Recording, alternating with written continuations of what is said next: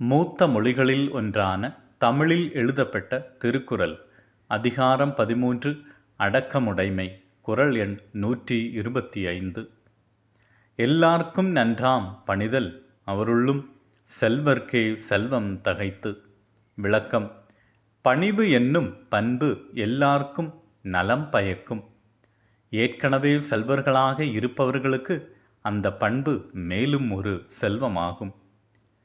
ഏറ്റവും പുരാതനമായ ഭാഷകളിൽ ഒന്നായ തമിഴിൽ രചിക്കപ്പെട്ട തിരുക്കുറൽ അധ്യായം 13 അടക്കം വാക്യം 125.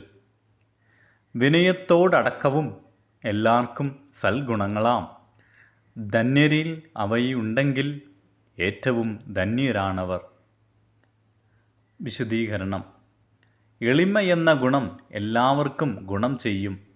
എന്നാൽ ഇതിനകം സമ്പന്നരായവർക്ക് ആ സ്വഭാവം ഒരു അധിക ആസ്തിയാണ്.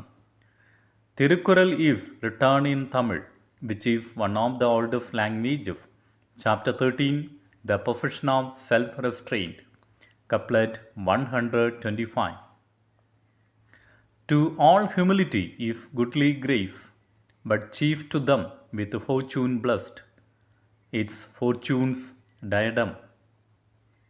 Explanation of couplet: humility is good in all, but especially in the rich it is higher riches.